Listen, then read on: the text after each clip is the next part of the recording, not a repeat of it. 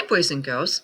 Well, one of the days that we missed while we were on midwinter break was President's Day. And we know that it's very important that we vote because we get a say when you're 18 years old as to who the next president is going to be. When we look at our choices, we can vote. Much like if your family is deciding to have ice cream for dessert and the choices are chocolate or vanilla, then you get to take a vote. Well, let me think. I think we should have vanilla. That would be my vote. Then the choice that has the most votes is the winner. Or maybe if you're here at school and a group of friends want to play a game and one of the groups wants to play tag, but the other group wants to play hide and seek, then you would take a vote. And the choice that had the most votes would be the winner. So, this book is called One Vote, Two Votes, I Vote, You Vote. And it is written by Bonnie Worth and it's illustrated by Joe Mathau.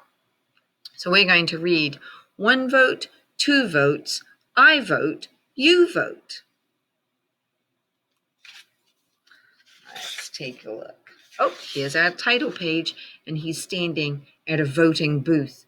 And they have a privacy shield up around it because they don't want anyone else to see the votes that you are choosing. Voting is something we do every day. It's a way we can choose that gives us our own say. We vote for class president and which snack to get, where to go on a class trip, and what to pick as a class pet.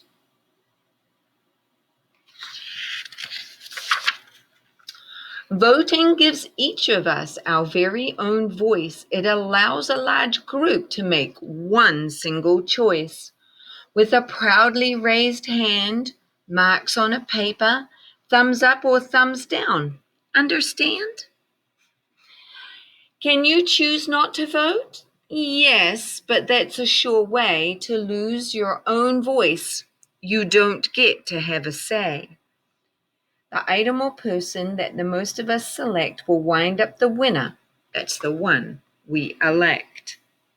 So it's okay not to vote, but that means you don't get to be upset about what the winner is or who the winner is because you chose not to vote. So that means pretty much that you don't care which one is the winner. The biggest of all of America's voting events chooses our president and vice president. Are presidents important? Oh, yes, they are very. They head up the government and the military. Vice presidents take over on the unhappy day when presidents get sick or else pass away. So that's why we always have a backup. That would be the vice president. So if something happens to the president, the vice president could step up and fill their shoes. Every 4 years we elect them, you see, because we live in a democracy. A government for the people and run by them too, which means that this country is governed by you. So when you vote, you're helping to govern the country. Every 2 years, we elect senators and congresspeople of our choice to make laws in Washington and be our state's voice. We also elect sheriffs and mayors and such. Do local elections count? You bet, just as much. When our founders drew up the Constitution, it's true, they said folks should vote, but they didn't say who. So that's a bit of a problem because we need to know who's allowed to vote. Since then, our history is marked by brave fights waged by people who struggled to win voting rights. for all of the races and for all womankind, and also for 18-year-olds, bear in mind. Voting rights timeline: 1870, Black men can vote. 1920, women can vote. 1924, Native Americans can vote. 1971, 18-year-olds can vote. So there's that timeline. Remember, we've been working about units of time. Well, this timeline represents years. That means that quite soon you'll get to vote too. So please pay attention. This matters to you. Only citizens can vote, and as you've just been told, people who are at least 18 years old. You must sign up in person or on the internet with name, address, and birth date. Oh, and one more thing yet. You can write down your party, if you don't mind. Cakes and ice cream, you're thinking? Is that the party kind? I don't think so. We're going to figure it out. This kind of party I'm here to report is the kind that we know as the political sort. There's the Democrat Party, the Republican Party, the Libertarian Party, the Green Party, and the Independents. It's made up of large groups of citizens who share beliefs and ideas and opinions too. Remember, an opinion is an I like statement or an I think statement. Democrats and Republicans are the biggest two, plus small parties to pick from, more than just a few. Democratic candidates and Republican candidates. In primary elections, run before November, votes will be cast by each party member for the candidate who, they hope and they pray, will be on the ballot some election day. So that inside the party, they get to vote for the leader of the party. And then that leader is the person that we vote for as president or not. Candidates set out on the campaign trail to convince voters that they will not fail. A vote for me, the candidates say, will make your dreams come true someday. With speeches and ads and town hall meetings, with handshakes and waves and cheery greetings. They work to win the voters' trust. To win nomination, this is a must. So you can see all the different ways they're trying to get you to make sure that you vote for them. I may be wrong, but it does seem to me that voting is one big responsibility. As a voter, you must follow news carefully. You should read, very important, that's why we're teaching you to read. Watch and listen, and then try to see what the candidates, if elected, plan to do. What are their beliefs? Do they ring true for you? So do they have the same ideas as you, or are their ideas different? That might help you make your choice as to who you will vote for. So you can see he's reading the newspaper and figuring it out, watching the TV when they're speaking, looking on the internet to find out information. That way they can make an informed decision when they go to vote for the person they want. Debates are held for people to see the candidates talk on live TV. Moderators on hand have questions to ask. To give their best answer is the candidate's task. A debate is an argument that's meant to sway. It's run by rules in a most formal way. And we even have debate teams at schools. You're given a topic and you have to decide if you're for the topic or against the topic. So like, one of our debates could be, should the garden be used for science or should the garden be used for recess? Well, let's debate it. If we use it for science, then we can explore topics and get information. If we use it for recess, then it's a nice place to relax, but we'd have to take care of it.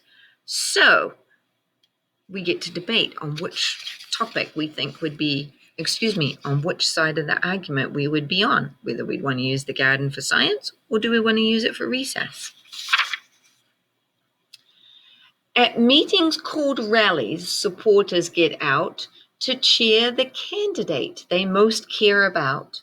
Supporters on the phone or going door to door say, "Vote for my party on election day." They raise lots of money, collect change in jars, and sell campaign stickers to stick on the cars.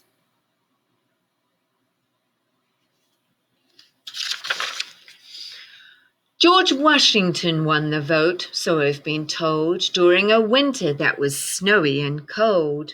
In 1845, Congress passed a vote to say there would be an earlier election day. November. The day each year is easy to remember. It's the Tuesday after the first Monday in November. This date was chosen for a very good reason. It came at the end of the harvesting season. So then that way it was convenient for the farmers. They weren't out busy working on the farm. They would have time to come in and vote. When election day comes, the voters' big role is to make sure to vote at their assigned poll. A poll is where you vote. As a general rule, it's a public place, like a firehouse or a school. If you're out of town, there's a chance that you might mail an absentee ballot. Voting is your right. So you can mail in your vote if you happen to be out of town. People cast their votes by different means, ballots fed into computers or by direct voting machines. However you vote, it's important you see the voters are given much privacy. A curtain or screen protects voters from view. This ensures that your vote is only known to you. So that's why sometimes in the classroom we will do heads down, bottoms up, so then you can do a thumbs up and thumbs down without everybody seeing how you voted. The polls close up at the end of the day. Here come the counters. Please clear the way. By special computer, poll results are scanned, but some votes are still counted by hand. The results are sent to the Board of Elections, which declares the winner after careful inspections.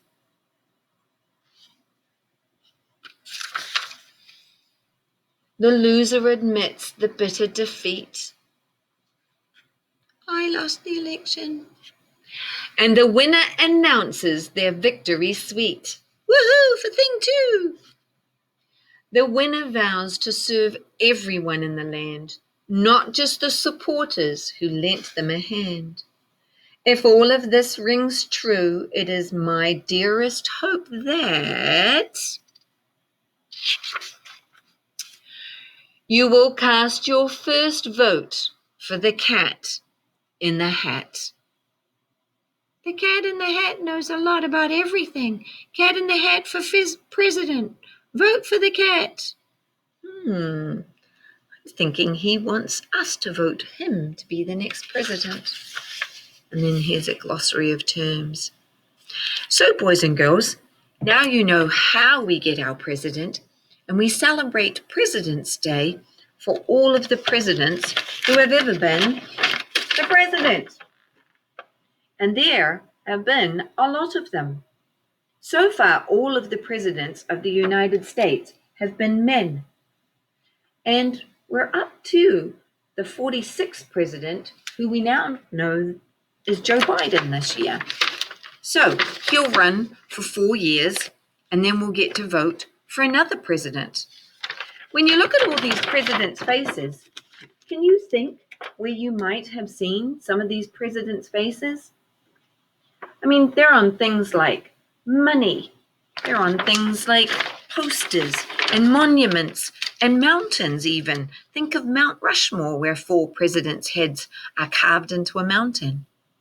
Well, one of the places that we usually see presidents the most is on coins and dollars.